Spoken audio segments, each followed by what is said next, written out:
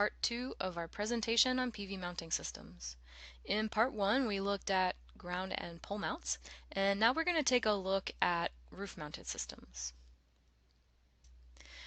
Roof mounted systems are generally classified either as steep slope or low slope, and there are multiple definitions for what is a steep slope and what is a low slope, depending on what organization you're dealing with.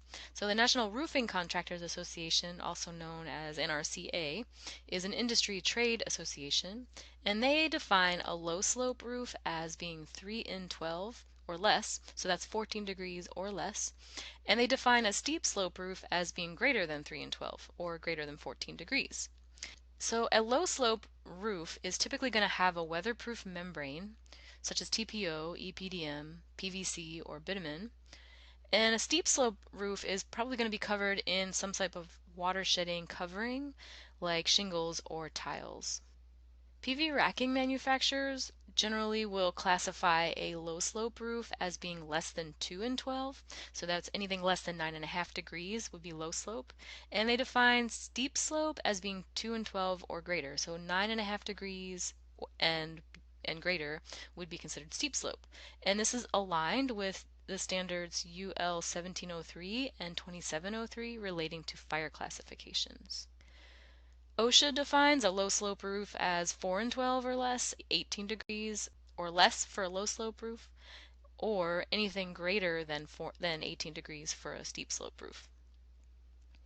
While OSHA is concerned primarily with safety, the racking manufacturers are primarily concerned with fire classifications and attachment types, and the NRCA is just a general overall organization concerned with most aspects of roofing. So they all have a slightly different focus, which is why they have slightly different definitions for those two categories.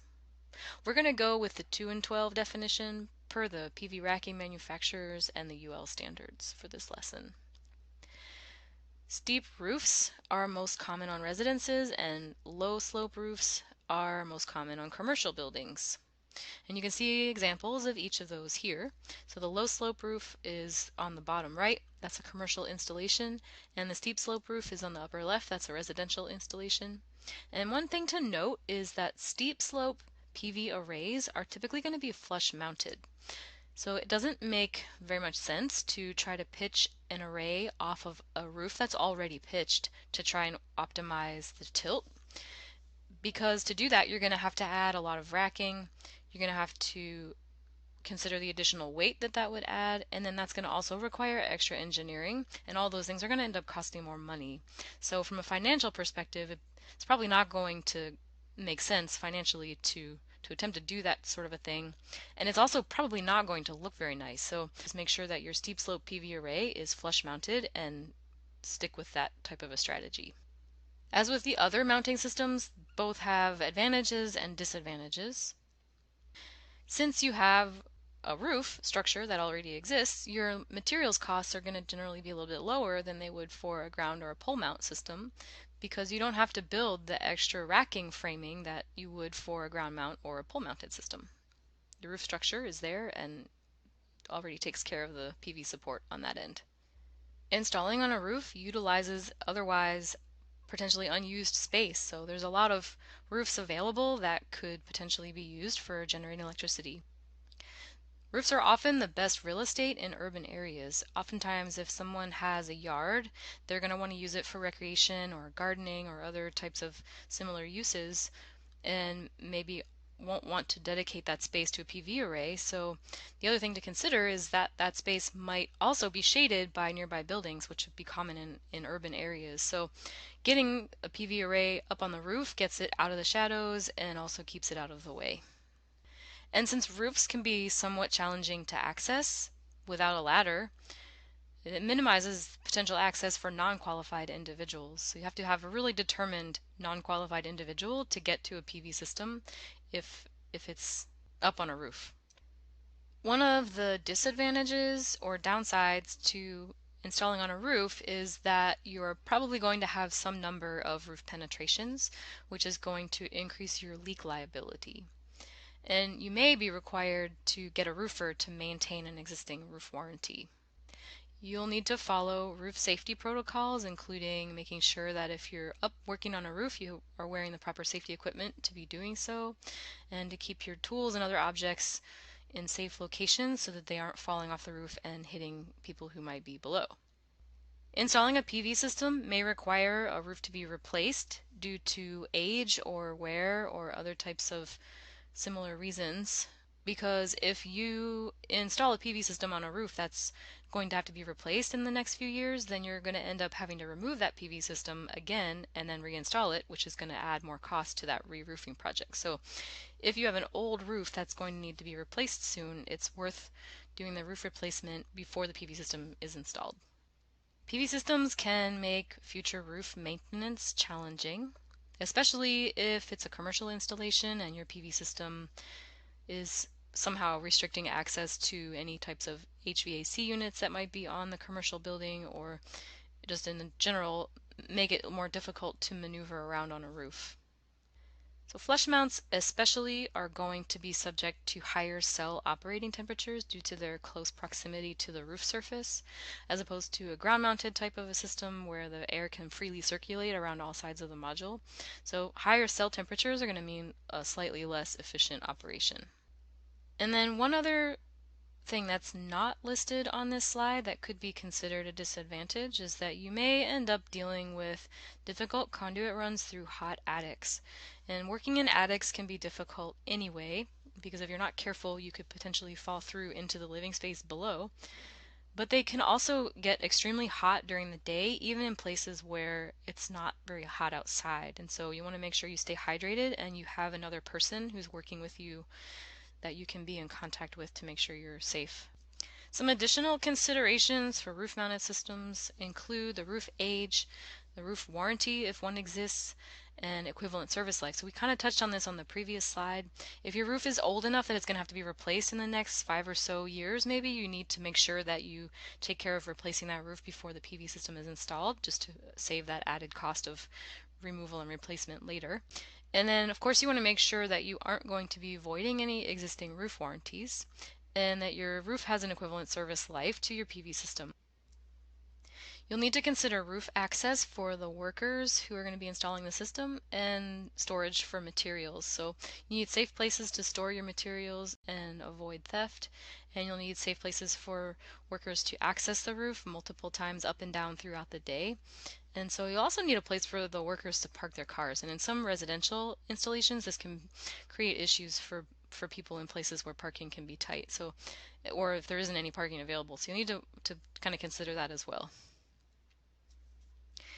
A pretty big one is knowing whether the structure you are installing on was permitted and making sure that it's up to current building codes. So a structure may not have been permitted, and if your inspector comes out to site to inspect your PV array and discovers that structure wasn't permitted, then you may not only be faced with failing your PV inspection, but you may end up having to get that structure permitted separately on its own. And that's not something you want to discover when you're expecting to finish your installation for your PV system. So it's good to discuss these kinds of things with your building owner up front, and especially if something looks kind of shady, it might be. So definitely don't be afraid to ask questions to make sure that you have a permitted structure.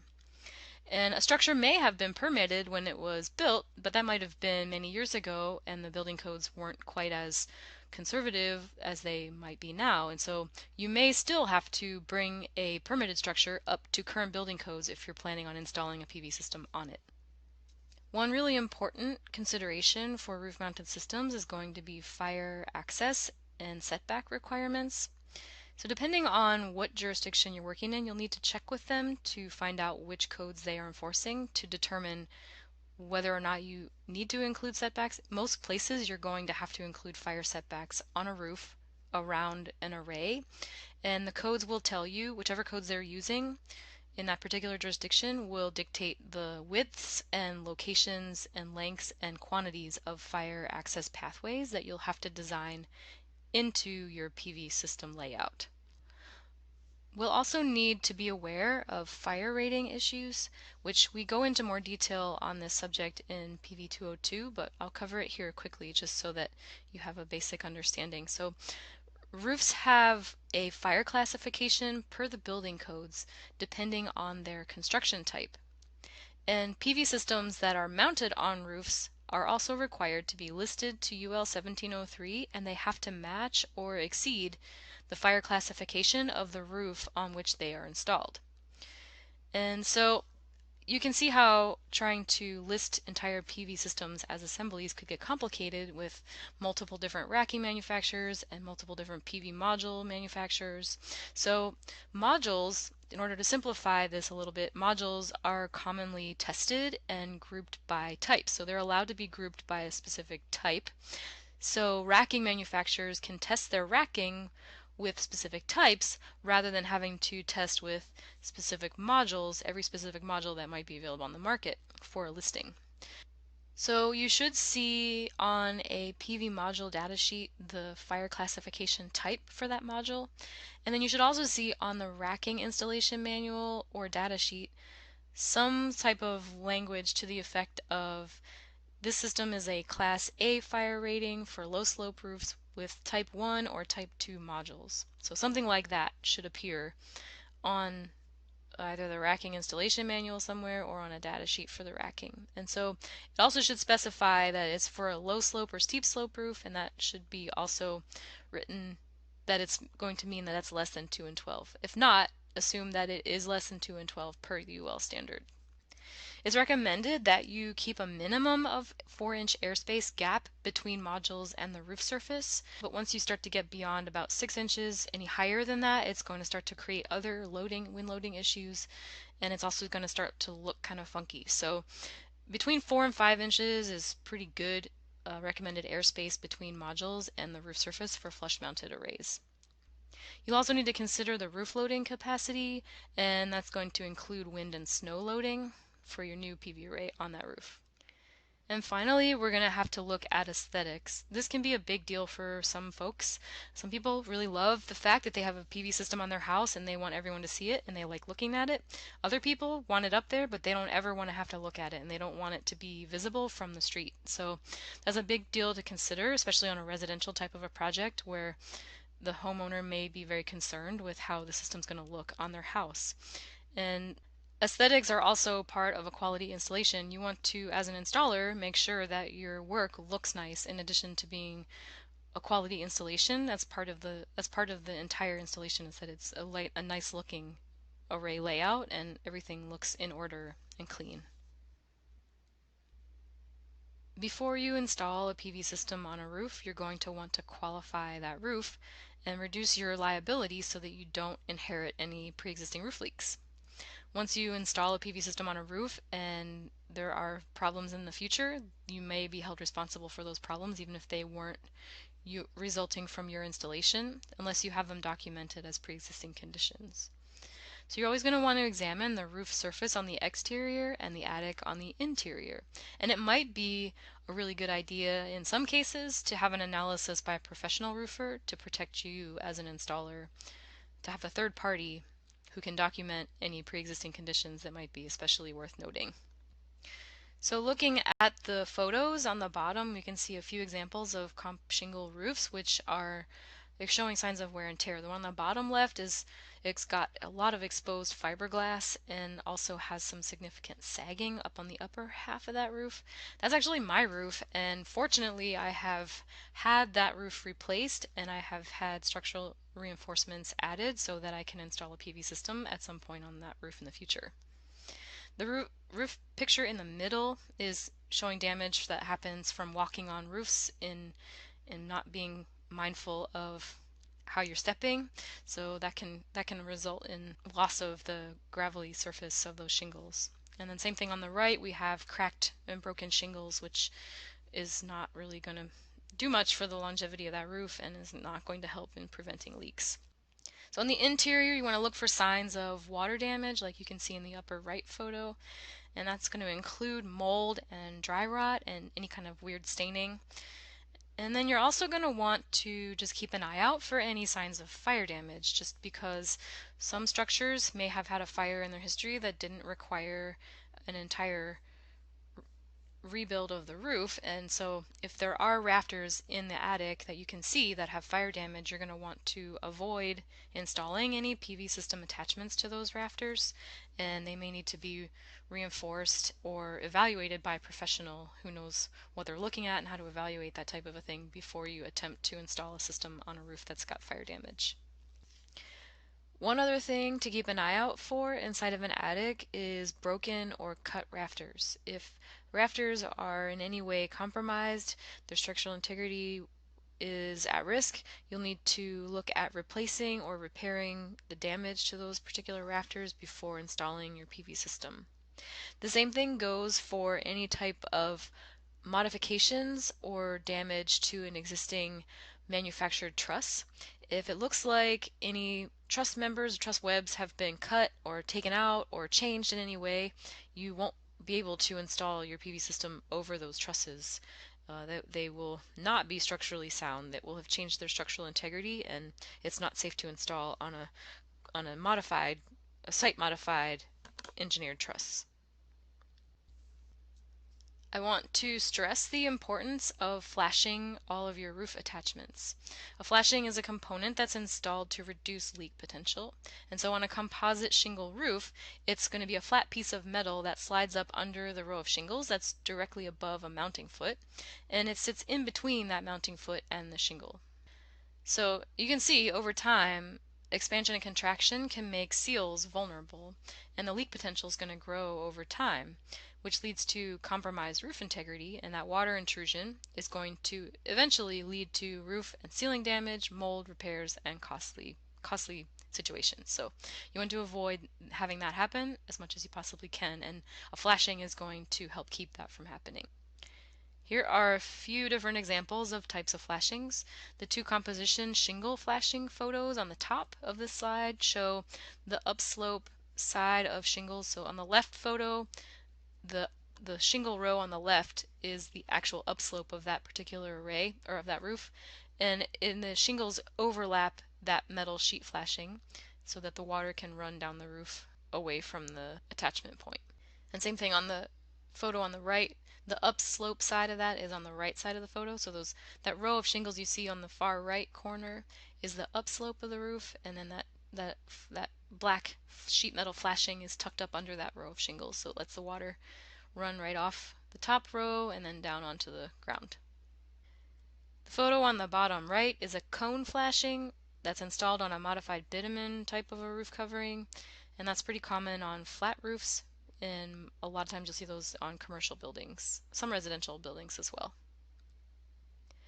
The tile roof flashing that you see on the left, that's actually a prefabricated tile that will replace the existing concrete tile, and then it tucks up under the upper row of tiles so that it sort of acts as a covering over that standoff that's in place. Other similar methods to this, instead of using a pre-manufactured or a prefabricated tile shape, you can use a moldable piece of sheet metal to slide up under that upper row of tiles and cover the hole that gets cut into the tile to accommodate that standoff. Standoff mounts are attached to rafters directly with lag bolts. They are different heights for a variety of different applications.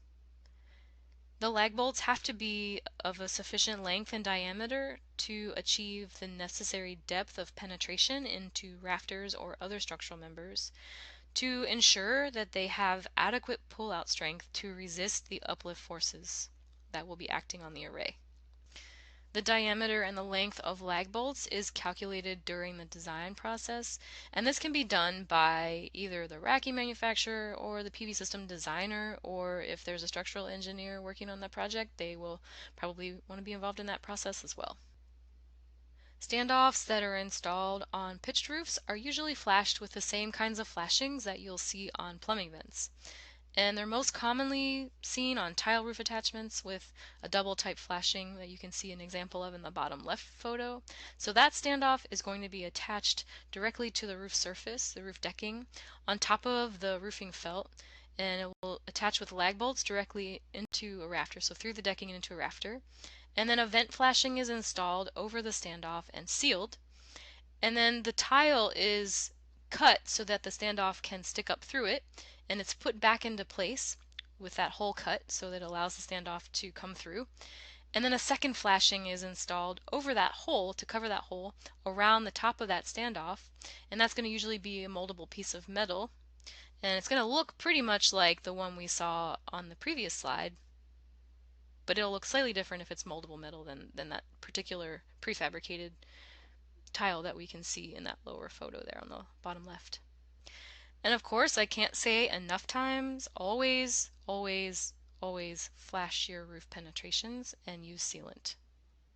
There are a lot of different types of metal roof mounts, and each of the different kinds of metal roofs that you'll encounter will require its own type of attachment solution depending on the profile of the metal panels themselves. So you can see on the top left photo, this is an example of a hanger bolt installation. The hanger bolt is installed at the top, that peak of that particular trapezoidal shape. And then in the bottom left, you can see there's a variation of that type of a bracket. This is a Versa bracket from S5 makes this bracket. And this type of bracket is attached into the valley of that particular type of trapezoidal metal roof. For the rounded and corrugated type roofing systems, you can see different attachment methods like the one on the bottom diagram. And that particular attachment is set in place and a screw is set through the middle, and the penetration for that goes through the peak of that particular corrugated roof so as to avoid having penetrations in valleys where water could potentially pool up and start to work its way into the penetration. And same thing with this particular Sunmoto Corporation bracket. The peaks are going to be where the penetrations are made, and this would be for a curvy kind of corrugated metal roof.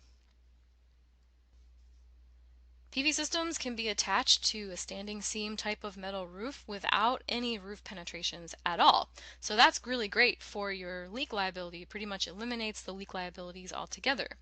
And these clamps that you can see examples of on the left and on the bottom right in that installation, these clamps attach directly with a pressure connection to the vertical seams on a standing seam roof.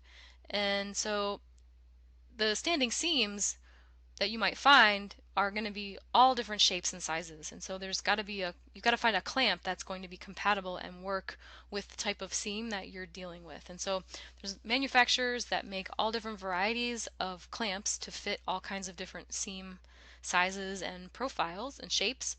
So you need to make sure that you've got a clamp for your project that's going to work with the seam that you have on your site. And so one of the most important things to consider with this type of a roof attachment is that the structural integrity of these clamps depends on how the metal roof panels are attached to the roof deck. So you need to know the frequency and quantity of fasteners for each of those metal roof panels and how it attaches to that roof deck. Because if it's not attached adequately, you may end up having some sort of a high wind event that causes the PV system to basically pull that entire roof covering off. And so the clamps are very strong and they are not likely to come off. However, the weak link would be the attachments of the actual standing seam metal panels to the roof decking. So you want to make sure that you know how that roof is attached to the roof decking. And that can be a very difficult thing to try to figure out on an existing roof. So you may need to look for some plans, you need to look for who did the installation. It can be difficult to track that information down on an existing roof installation, but you'll need to do that. Rail-free pitched roof racking is just like it sounds. It doesn't have any rails as part of the structure to support the PV modules. Instead, they use the module frames as the structural support, as well as interconnection clamps to make the connections between modules and standoffs to make the connections between the modules and the roof. So there's basically two types of rail-free racking. The first type uses standard PV modules with standard frames, and that means you can pretty much use most types of PV modules with this kind of racking. You need to make sure that the manufacturers of the modules are compatible with that racking, but they're very versatile in terms of being able to use modules with standard frames. The other type has modifications to the module frame, and those PV module frames need to be modified by the PV module manufacturer if that's going to need to happen. And so you have some where you have a partially modified rail, and then you have others where you have a very specifically modified frame. So these frames are engineered to function as structural rails, basically structural racking support with these grooved modules, but you have to get a very specific type of module to work with that style of racking system. So that may limit you based to your PV module selection based on use of that racking system. And that might not be a problem, but you just have to be aware that you have very limited options on who's making that particular grooved module to go with your racking system in that case. So we'll take a quick look at concrete roof mounting options. Concrete roofs are going to usually be a flat roof. You're not really going to come across pitched concrete roofs very frequently, if ever. And so on a flat concrete roof, you can mount a PV system using wedge anchors. And so to install a wedge anchor, you're going to drill a hole into the concrete of the correct depth and size for your installation. That needs to be calculated. And then you can clean out that hole, and you may or may not want to install epoxy depending on the installation. That would add strength. And then you can insert your wedge anchor with your L foot. You can see the L mounting foot in diagram number 3 and number 4. And then you would tighten that wedge anchor and create a solid connection. Okay, we've reached the end of part 2, so take a break and join us for part 3 whenever you're ready.